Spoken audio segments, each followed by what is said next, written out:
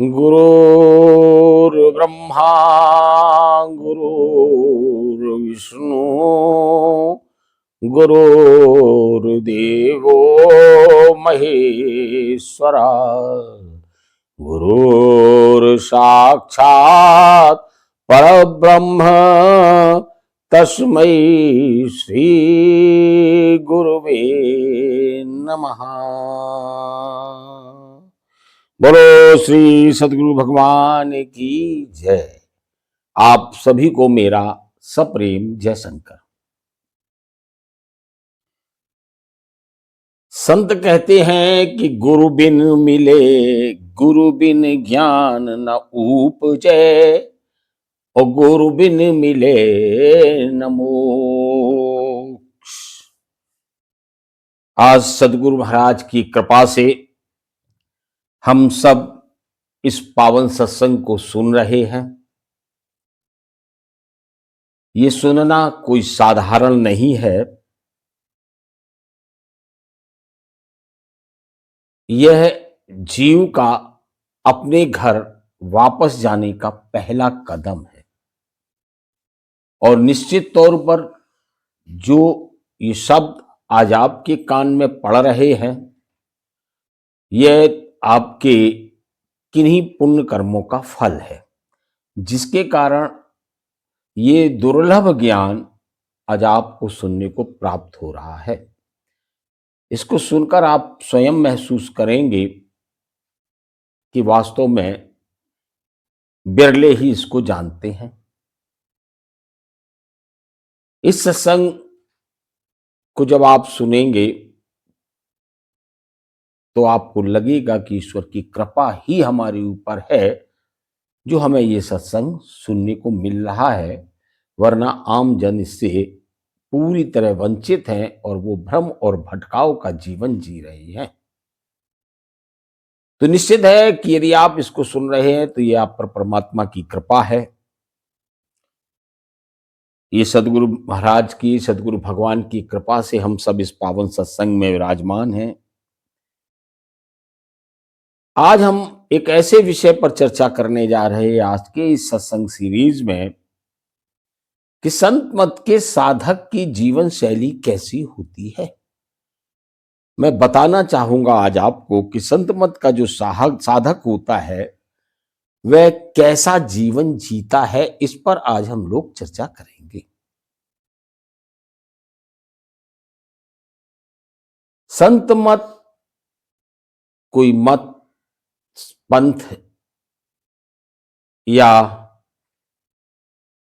कोई आंदोलन नहीं है, बल्कि यह वास्तव में सच्चे लोगों की जीवन जीने की कला है।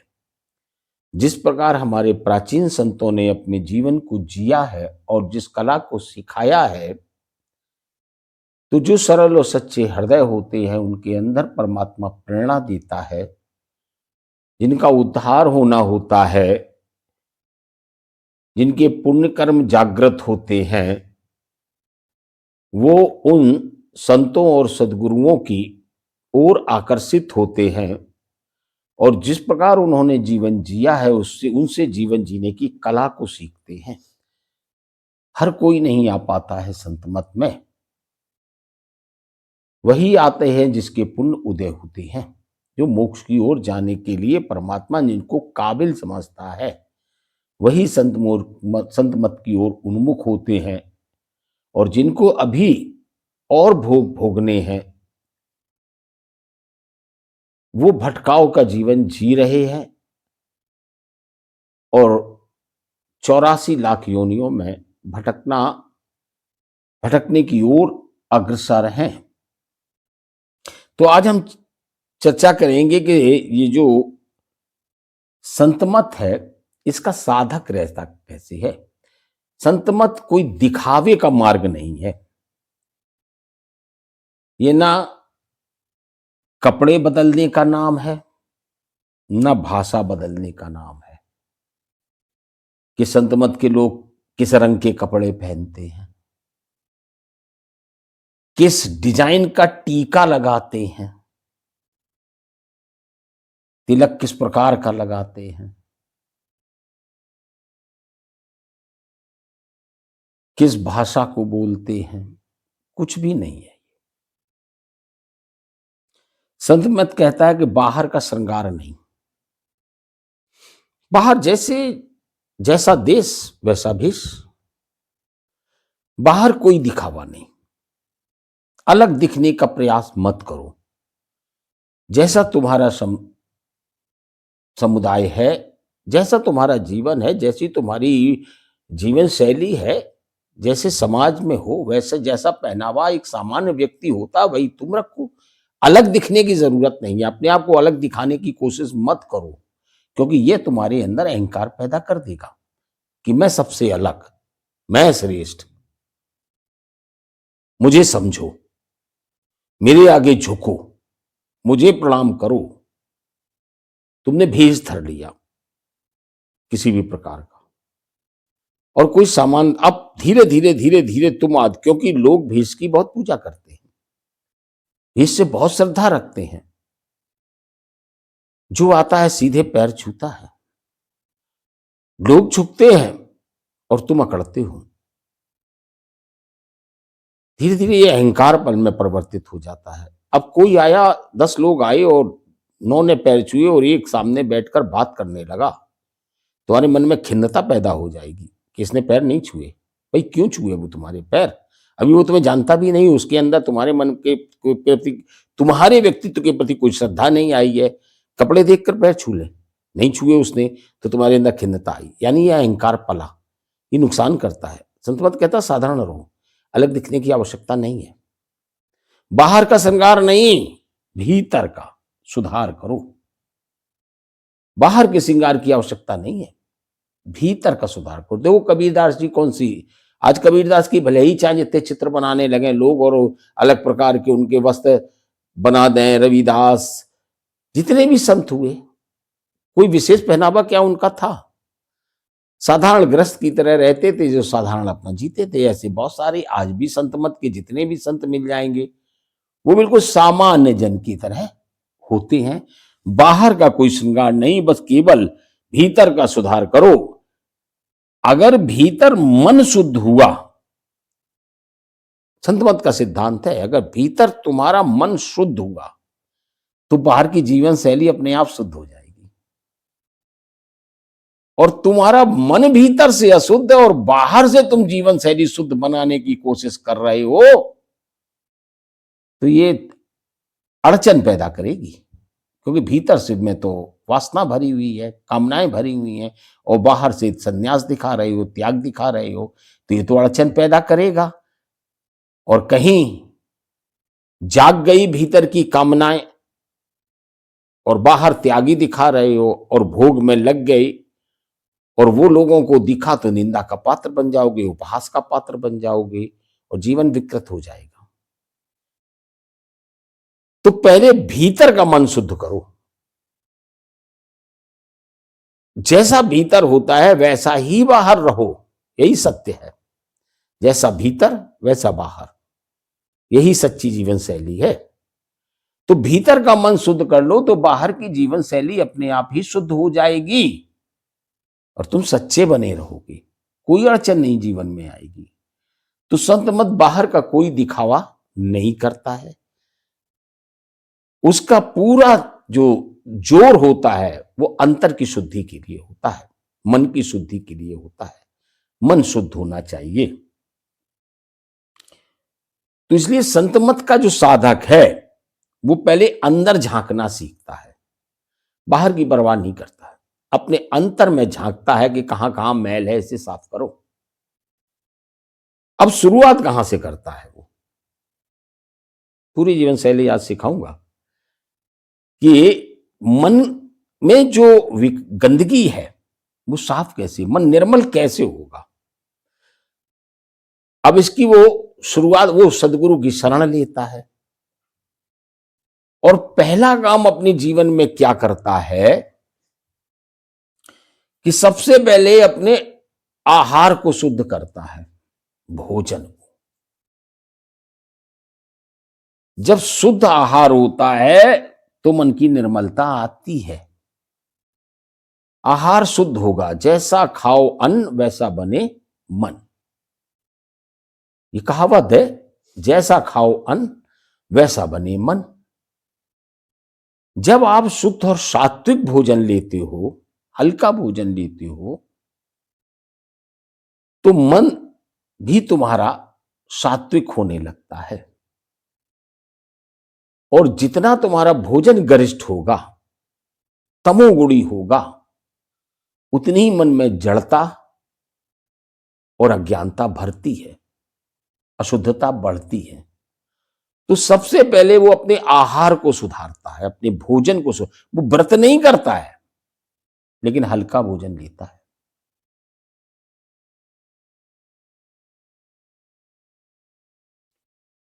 वो शाकाहारी भोजन करता है। संत मत का साधक सदैव शाकाहारी भोजन करेगा।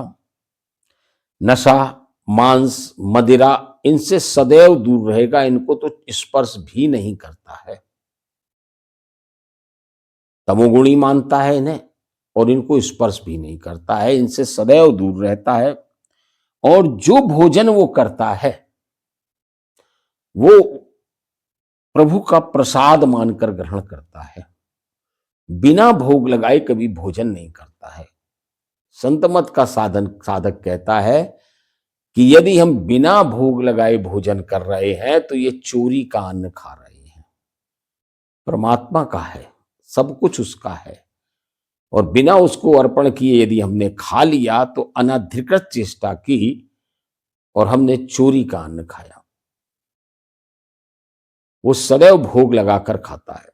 परमात्मा को, भोजन को सदैव परमात्मा का प्रसाद के रूप में ग्रहण करता है, और प्रसाद के मानसिक रूप से भोग लगाता है। भोजन की थाली के सामने बैठा, उसने अर्पण किया परमात्मा को और फिर ग्रहण किया, यानी भोजन को भी प्रसाद के रूप में ग्रहण करता है। तो वो जो परमात्मा की वाइब्रेशन है तो सब तरंगों का खेल। तो जो वाइब्रेशन जाती है शुद्धता की, निर्मलता की, पवित्रता की, वह उस भोजन को भी स्पर्श करती है, और वो भोजन उसके मन को निर्मल और पवित्र बनाता है। तो आहार से प्रारंभ करता है। कबीर साहब कहते हैं कि अन्न विषैला खाई के कैसे होई विचार। तो भारी अन्न जो है मन को नीचे खींचता है। ज्यादा भारी भोजन नहीं करना चाहिए, नहीं करता है। भारी भोजन, तला भुना, ज्यादा पूड़ी पराठा ज्यादा खाना, ये भारी भोजन है। और जो लोग नॉन वेज खाते हैं, ये बहुत भारी भोजन है। ये मन को नीचे खींचते हैं, तमोगुणी होते हैं। वह हल्का भोजन करता है, सात्विक भोजन करता है। और हल्का और सात्विक अन्न जो होता है वो मन को ऊपर उठाता है। हल्की चीज तो ऊपर उठेगी, भारी तो नीचे बैठ जाएगी। तो भारी भोजन नीचे बिठाता है, तमोगुण की ओर ले जाता है। ज्यादा चिकनाई युक्त भोजन, ज्यादा भारी भोजन, ये तमोगुण की ओर ले जाता है और रजोगुण और तमोगुण में आपको डालता है। लेकिन जो सात्विक भोजन होता है वो सतोगुण की ओर ले जाता है, ऊपर उठाता है। इसलिए अब संत मत कहता है, पेट को साधो तो मन साथ में आएगा। पेट से भी मन का बहुत संबंध संत मत मानता है। जैसा खाओ अन्न वैसा बने मन। संत मत का साधक दोनों समय भोजन करता है, लेकिन एक विशेषता उसमें होती है कि वह कभी भरपेट नहीं खाता है। पेट को हल्का रखता है, भूख से एक रोटी कम खाता है ताकि पेट हल्का रहे। हल्का रहेगा तो मन हल्का रहेगा। पेट, पूरा पेट भरा कि आपको तमोगुण ने जकड़ा। करके देख लो कि भर पेट खा लो, फिर मन क्या होगा, अब आलस आ रहा है, थोड़ी देर आराम कर ले, अब तो हम लेटेंगे, अब हमसे कुछ नहीं होगा। ये आलस और जड़ता किस गुण से आती है बताओ जरा? तमोगुण से। यानी तुमने इधर पेट भरा और उधर तुम्हें तमोगुण ने पकड़ा। और अगर भूख से एक रोटी कम खाई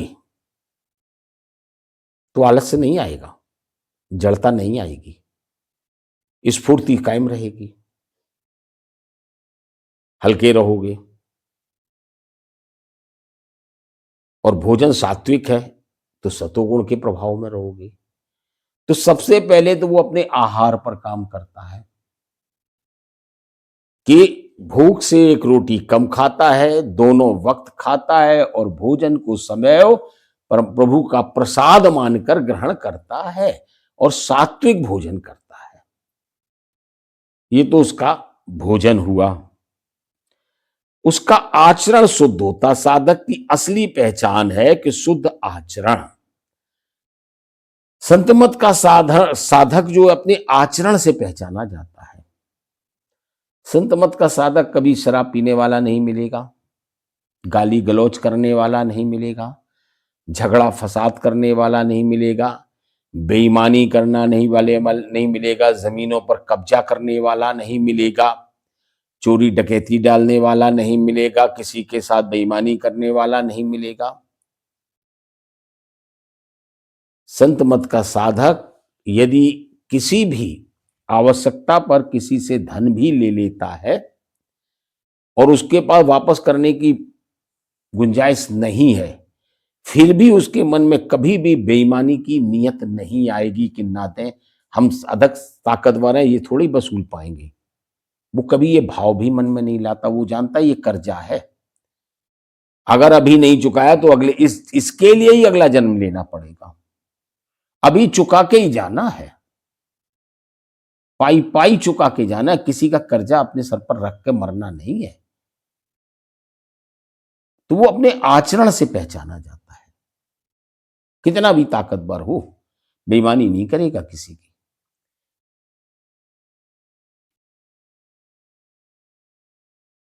संत रविदास का वो कथन तो बहुत प्रसिद्ध है, मन चंगा तो कठौती में गंगा। यदि मन पवित्र है, मन शुद्ध है,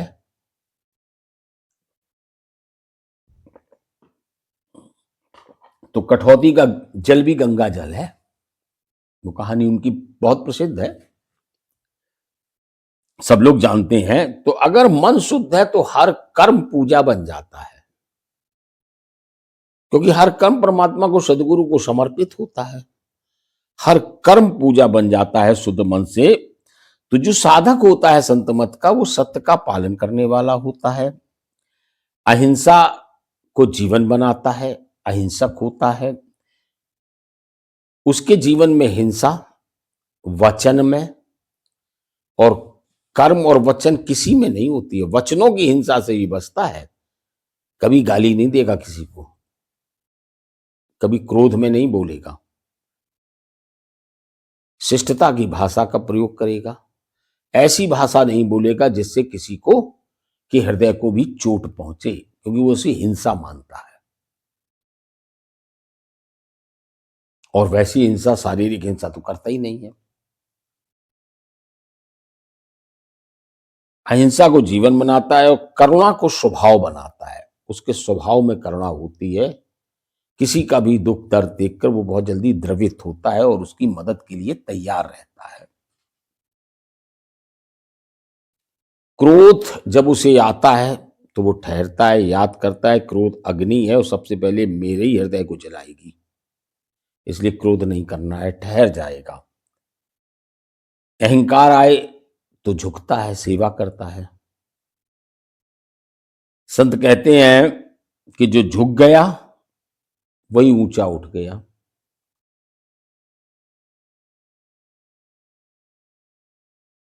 ये तराजू तौल लो, नबे सो भारी होए। जो झुकता है वही भारी होता है, जो ऊपर उठता है वो हल्का होता है। तो अहंकार नहीं करता है, झुकता है। भले ही समाज के लोग उसके झुकने को उसकी कमजोरी मान लें, वो कितना भी ताकतवर हो, वो अपनी ताकत का कितना प्रभावशाली है, कई बार तो उसे स्वयं भी पता नहीं होता है कि मैं इतना प्रभावशाली हूं, क्योंकि उसके अंदर अहंकार है ही नहीं। कभी कोई घटना, ये तो मेरे अपने जीवन के अनुभव की बात है कि मुझे खुद नहीं पता था कि मैं इतना प्रभावशाली हूं। जब आवश्यकता पड़ी तो प्रभाव दिखाई दिया, तो सब वो परमात्मा की महिमा ही दिखाई दी कि वाह, कैसे सारा नगर मेरे साथ आज खड़ा है एक साथ। सबने देखा, अपने अनुभव की बात। उसके उस क्षण के पहले तक मुझे नहीं पता था कि मेरा इतना प्रभाव है, लेकिन जब वक्त आया तो चारों तरफ से लोग हमारे साथ खड़े हो गए, उमड़ पड़े। तो ये तो सब वही उसी परमात्मा की महिमा थी कि उनके सबके मनों को प्रेरित किया और लोग हमारे साथ खड़े हुए, और हम संकट से बिना किसी विशेष परेशानी के बाहर आ गए। बड़े संकट से, जिस संकट में लोगों के जीवन तबाह हो जाते हैं, उस संकट में, जिसको नहीं कहते हैं पहाड़ को राई बना देना, पहाड़ जैसा कष्ट राई के दाने की तरह निकल गया। प्रत्यक्ष है, बताओ है या नहीं है? एक पहाड़ जैसा संकट राई के दाने की तरह निकल गया जीवन से। ये केवल जीवन शैली अपनाने मात्र से इतना हो जाता है कि परमात्मा आपकी देखभाल करना शुरू कर देता है स्वयं। तुमरी चिंता मैं मन राखी, तुम अचिंत होई धरो प्यारा। कहता है तुम बिना किसी चिंता के बस मेरी याद में रहो, तुम उस परमेश्वर, उस पर सर्वेश, उस मालिक की याद में रहो, और तुम्हारी चिंता तो वो स्वयं ही करता है। तुम्हारी चिंता मैं मन राखी, तुम अचिंत होई धरो प्यारा। अपना कर तो देखो इस जीवन शैली को।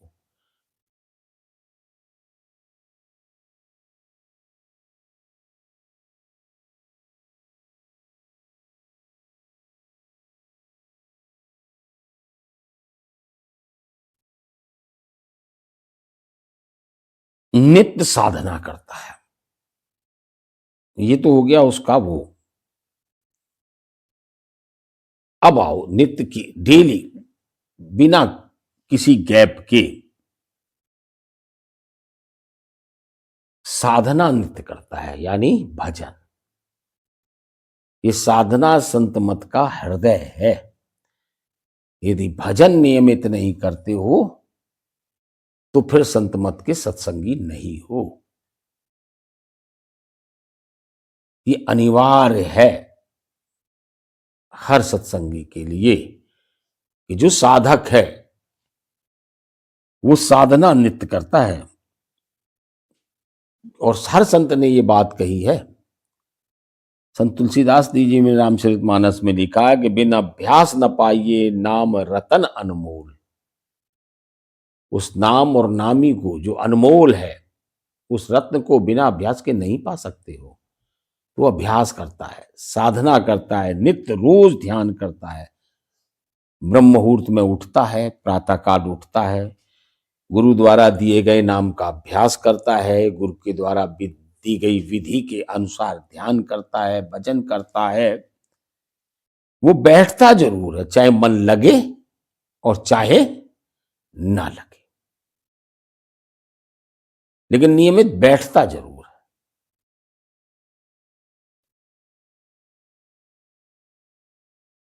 और सारे संत जो गुरु हैं वो कहते हैं बैठने से ही बैठना आता है। तुम बैठना तो शुरू करो। नाम का मन से, जबान से और ओंठों से नहीं, आवाज से नहीं, मन से नाम का जाप तो करो। कुछ दिन तो करो, ना मन लगे तब भी करो, करता है वो। और कुछ समय बाद ऐसा होता है कि नाम उसको खुद पकड़ लेता है, वो करता नहीं लेकिन नाम फिर भी चलता रहता है। धुन को सुनो तो पहले, मन को जब एकाग्र होकर अंतर की धुन को सुनते हो तो पर बाद में धुन खुद पकड़ लेती है। अब कुछ भी ना करो तो भी धुन सुनाई देती है, सुनाई देती है। एक बार सुनो तो, फिर वो तुम्हें पकड़ लेती है। फिर तुम कुछ भी करो, बोलते रहो, चलते फिरते सोते उठते बैठते हर समय वो सब सुनाई देता रहता है। इसी तरह नाम पकड़ लेता है। इसी तरह बैठना सीखो तो बैठने से बैठना आ जाता है, अभ्यास बन जाता है। तो पहले शरीर को अभ्यास तो कराओ। मन पहले मन का अभ्यास बाद में करा लेना। पहले शरीर का तो अभ्यास करा लो उतनी देर बैठने का, और धीरे धीरे मन का भी अभ्यास हो जाएगा। लेकिन बैठता जरूर है, मन लगे या नहीं। और बैठता है तो फिर ये उसकी साधना जो होती है ये बाहर की नहीं, अंतर की यात्रा होती है। अंतर की यात्रा करता है ध्यान में, और उसकी आत्मा का जो भोजन है वो है सत्संग। सत्संग वो नियमित ज्वाइन करता है। जिस प्रकार शरीर अन्न के बिना नहीं चल सकता, उसी प्रकार आत्मा सत्संग के बिना नहीं जागती है। जीव जागता नहीं है बिना सत्संग के। बिना अन्न के जैसे शरीर नहीं चलता है, ऐसे ही जीव नहीं जागता बिना सत्संग के। बिन सत्संग न होए विवेकु। बिना सत्संग के विवेक नहीं जागता है। फिर तो वही है, पता ही नहीं चलता क्या सही है और क्या गलत है। जो भेड़ चाल चलता है, फिर तो जहां भीड़ वहीं सब चली गई। तमाम जगह देखो भीड़ ही भीड़ दिखाई देती है। अंतर में परिवर्तन किसी के नहीं होता है। अंतर कोई साधना ही नहीं, अंतर कोई परिवर्तन ही नहीं।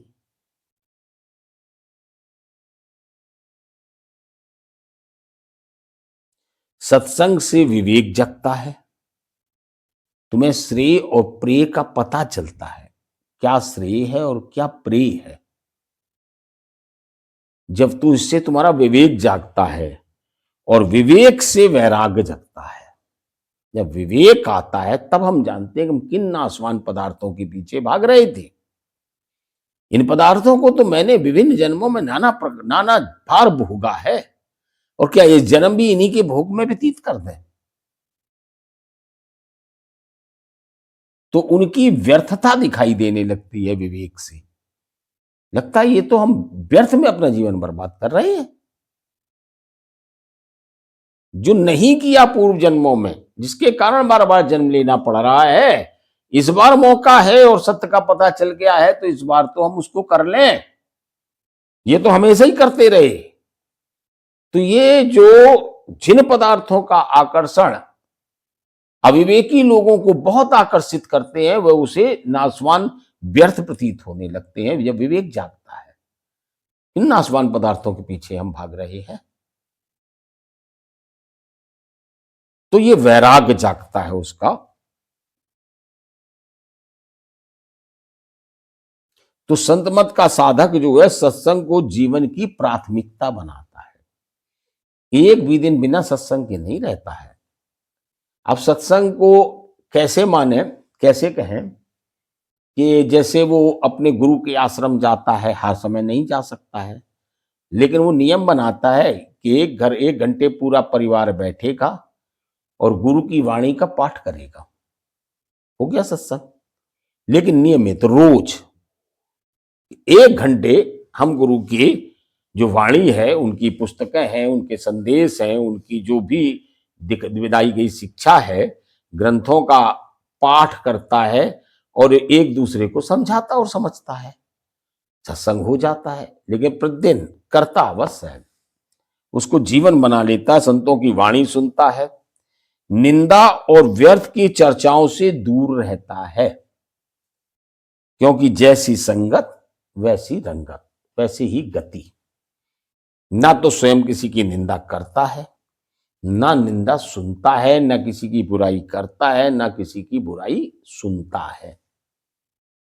क्योंकि कर्म बनते हैं उससे। किसी की बुराई नहीं करनी चाहिए। अगर वो व्यक्ति कोई बुरा है, उसने गलत किया है, तब भी आप मत कहिए, क्योंकि उस आप कहोगे तो भी कर्म बनेगा, और अगर आप झूठ कहोगे तो 100 गुना कर्म बनेगा। नमक मिर्च मिलाकर और झूठ बोलकर करोगे किसी की बुराई तो 100 गुना कर्म बनेगा। तो वो इनसे दूर ही रहता है। ना निंदा किसी की करता है, ना किसी की सुनता है, ना किसी की बुराई करता है, ना किसी की बुराई सुनता है। गृहस्थ में रहकर साधना करता है। तो संतमन संसार छोड़ने को नहीं कहता है। संतमन नहीं कहता कि आप अपना घर बार परिवार छोड़ छाड़ के और सन्यासी हो जाओ, कतई नहीं कहता है। कबीरदास कहते हैं घर में रहिए साधु बन, बाहर ढूंढ न जाए। घर में ही साधु बनकर रहो, और साधु का मन का अंतर से साधु बनकर रहो, बाहर से नहीं। बाहर वाले तो तमाम तिहाड़ में हैं और अक्सर एक ना एक जाते ही जाते रहते हैं। कोई बेल पर होता, कोई पैरोल पर होता, और आते जाते रहते हैं। अभी भी 2-3 दिन पहले एक मथुरा से पकड़ा गया, किसी मर्डर केस में छुपकर साधु बन के रह रहा था। वहां सच्चे और झूठे का भेद ही नहीं पता चलता है। तो तुम्हें उस दुनिया से कोई लेना देना नहीं है। अपने जीवन में स्वयं अंतर से साधु बनकर रहो, गृहस्थ में अपने परिवार के साथ जियो, और तुम्हें दुनिया से क्या लेना देना है। संसार से जितना अपने आप को अलग रख सकते हो उतना रखो, कार मत बर्ताव रखो बस सबके साथ, क्योंकि बिना समाज से अस्तित्व में जीता है, बिना समाज के साथ संबंध बनाकर भी नहीं रह सकते हो। लेकिन उसमें तादाद स्थापित मत कर लो, नहीं ये मेरे अपने हैं, नहीं समाज के हैं बस। कार मत बरताओ, उन्हें तुमसे जरूरत उनका काम कर दो, तुम्हें उनकी जरूरत उनसे काम ले लो बस। लेकिन अंतर में परमात्मा ही तुम्हारा अपना है और कोई कुछ नहीं है।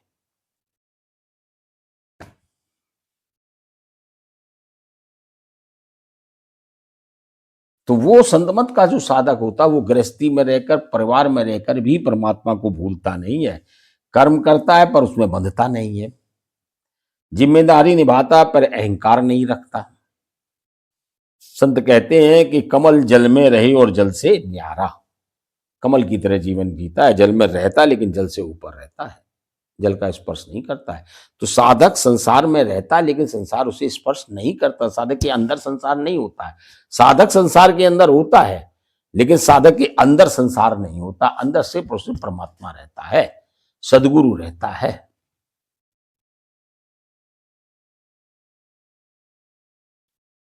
वाणी, विचार और संतोष, 3 उसके अस्त्र हैं, प्रयोग करता है, उपकरण है।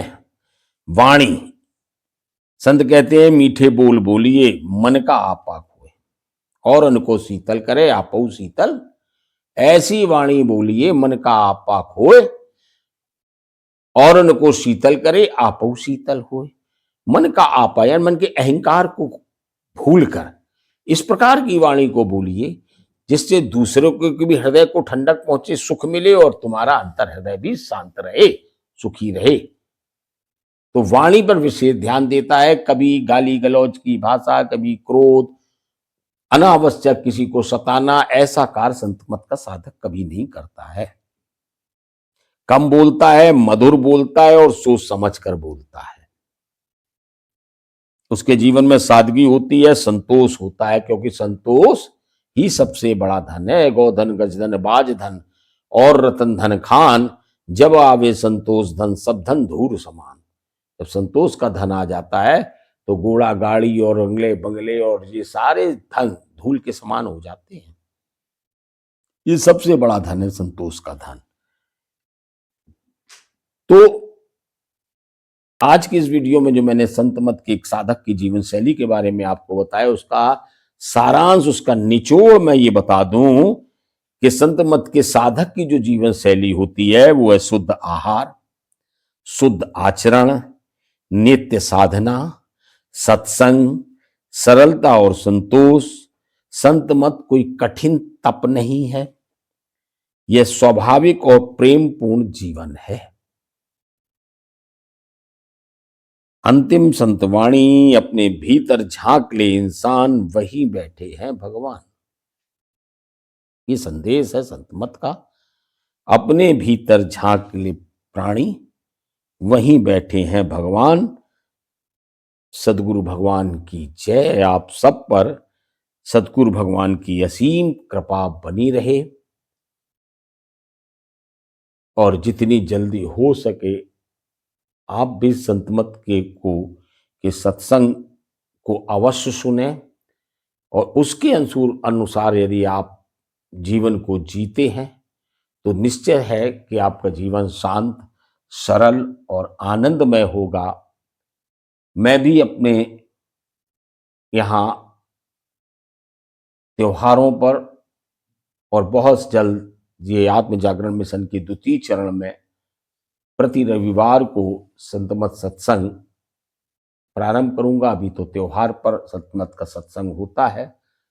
आप जो यहाँ पर हमारे स्थानीय स्तर पर हमसे संपर्क कर सकते हैं, वो आए, सुने, समझें और अपने जीवन को बदलें।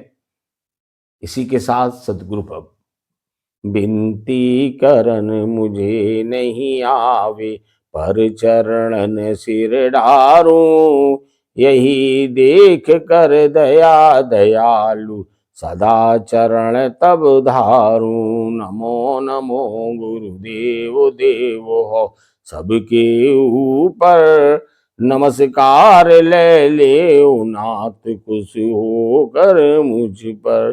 बोलो श्री सदगुरु भगवान की जय। आप सभी को सप्रेम जय शंकर।